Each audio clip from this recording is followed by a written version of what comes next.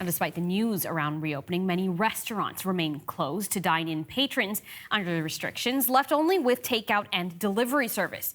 For months, restaurant owners and customers have been turning to food delivery apps like UberEats through this pandemic. Tonight, those who bring your meals to your doorstep are speaking out, accusing Uber of profiteering during a pandemic with their new pay scheme. Joining me now is Brice Sopher. He's an UberEats courier and organizer with the Gig Workers United Union, and he joins us from Toronto. Thanks so much for being with us, Brice. Thank you for having me. So tell me first a little bit about this pay scheme, because it was introduced back in the summer, in June. What changes were made? You've worked for Uber since 2019, so what was it like before and what happened after it changed? In retrospect, it seems like Uber was slowly changing and lowering pay before that significant change. But generally, one was able to go out and work for a few hours or a full day and make a living wage and be able to come home and live a relatively comfortable life.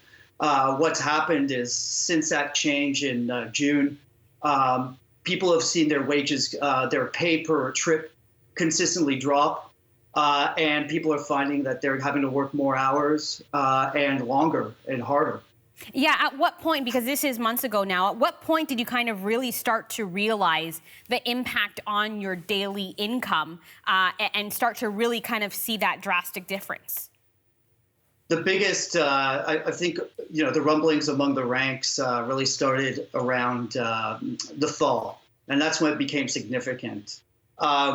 People realized that up to 50% of their income was coming from tips, and the amount of their income that came from their base pay, what Uber would guarantee you, consistently dropped, and numbers went as low as $3 per order. So we did reach out to Uber to ask them about this. This is part of the statement that they sent us. They said, UberEats is committed to transparency in pricing before a delivery person accepts a trip. They're able to see the expected earnings. It goes on to say for each trip. And as always, 100% of tips go directly into their accounts. What do you make of that response from Uber?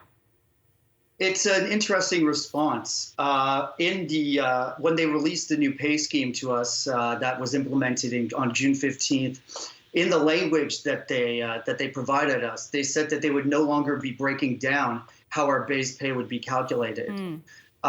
So they're speaking of transparency. They specifically said in their Q&A that they would be reducing transparency, and so now we no longer have available to us a way of understanding how we're being paid and how that's calculated.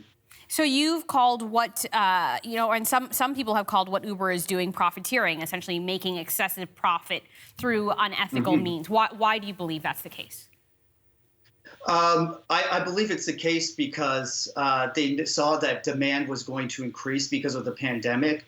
They suspected that, or I guess they couldn't stand with the fact that couriers could be making more money, and that's more money for risking their lives, more money for facing a more dangerous situation, for possibly be infecting themselves and their loved ones with COVID-19. They saw that we would be getting more orders, so they reduced the amount of money that we would be making per order. That means that people are working harder to put food on the table, and they can't even spend time at the table that they're trying to put food on. So, you're raising the alarm on this issue, but who are you kind of directing the call to? Is it to Uber? Is it to government for more regulations? Is it to the patrons to know what's going on? Where are you kind of directing your attention? Well, it's a three-pronged approach. Definitely, customers should understand that their tips increasingly subsidize our wages. And it's not fair that people who often rely on this service to protect themselves and their families are paying more and are shouldering more of the cost. Governments, it's been a long-known fact that we are misclassified. We are considered legally as independent contractors, but in reality, we are dependent contractors. We have no say over the rates that we are paid. We have no say over how our job works. And finally, the companies need to be held accountable for these practices. They're having a deflationary effect on wages. Do you feel like your job is an essential one, but it's not being treated as such. Yes, I definitely would consider that my job is essential. We've been told repeatedly that we are an essential service. It's been on record. If you look at the province's list of essential services, food delivery is on there. And the only way that we've been rewarded so far is with a pandemic pay cut. It's completely unfair.